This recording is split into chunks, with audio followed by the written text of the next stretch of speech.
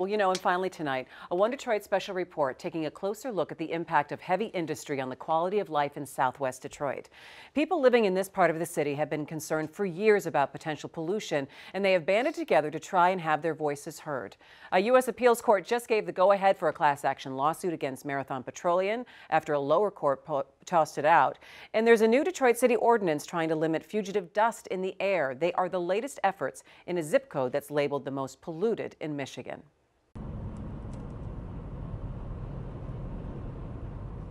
There's Tri-City. They call them the Tri-Cities.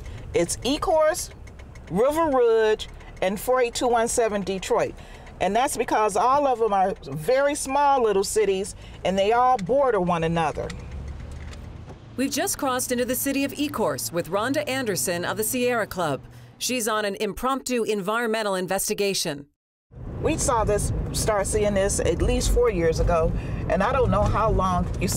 You still see the piles? You see them? You see how far back they're going? Oh, see, I see a crane back there. Do you see that crane moving?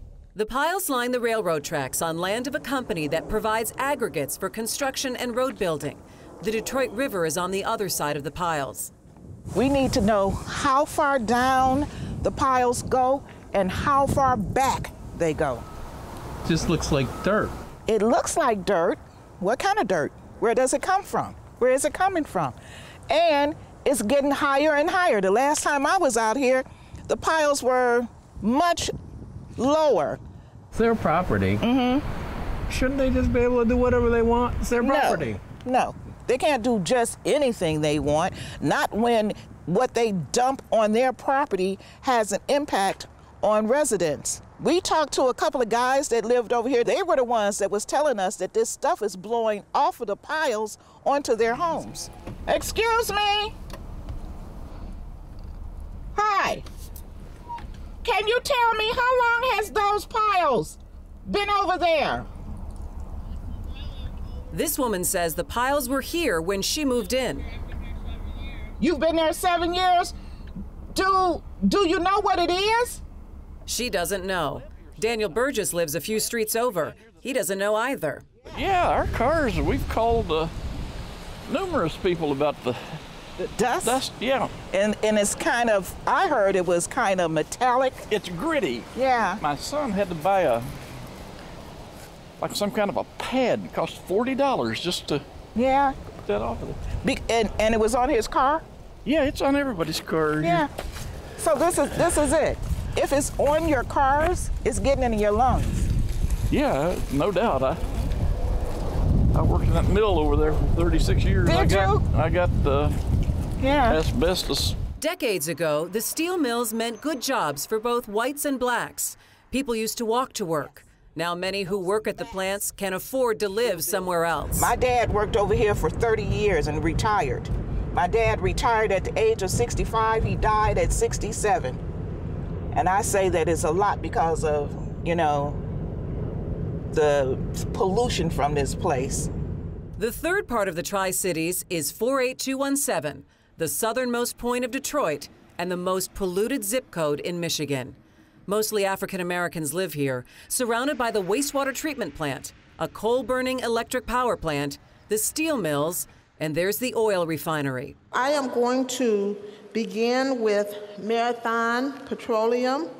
In January 2016, the community hosted a hearing with Detroit City Council after the refinery asked the Michigan Department of Environmental Quality for a permit to increase its sulfur dioxide emissions by 22 tons in 48217.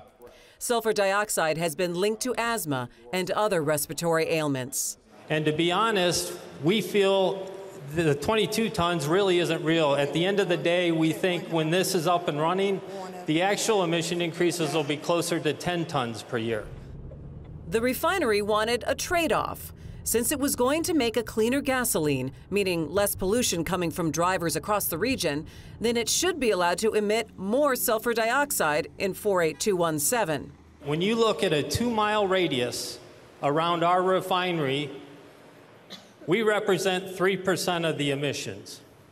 We are not the large source of emissions around in the southwest Detroit area.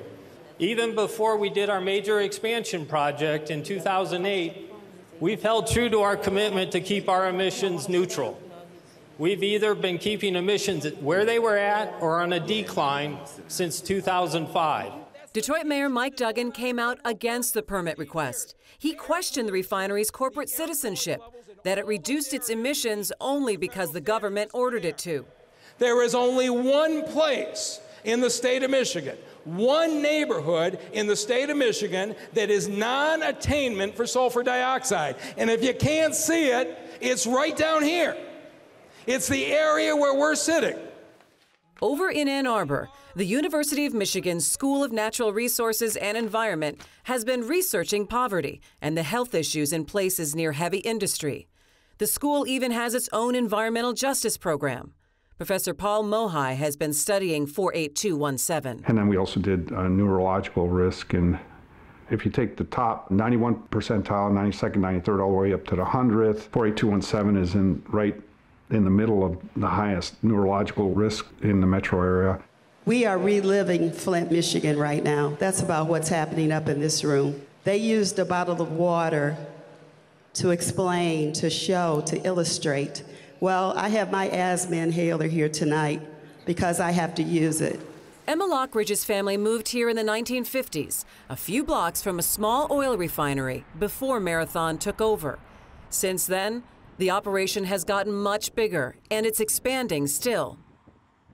There's a phenomenon that happens in winter called thermal inversion, whereby the emissions cannot rise. And we're trapped in a bubble, if you will, from about November to March.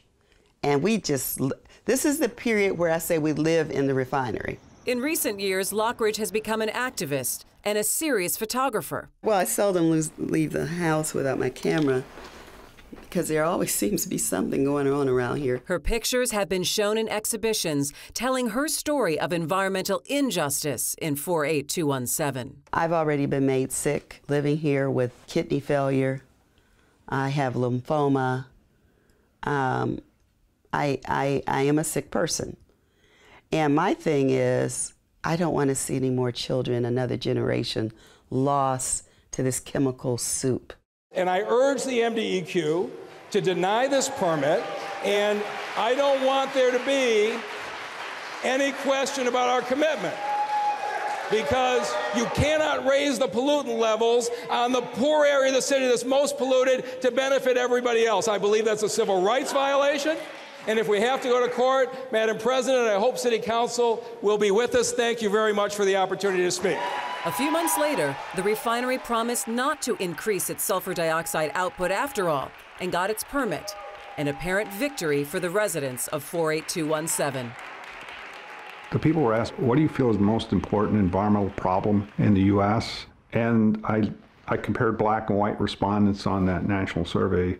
For white respondents, it was overconsumption of natural resources.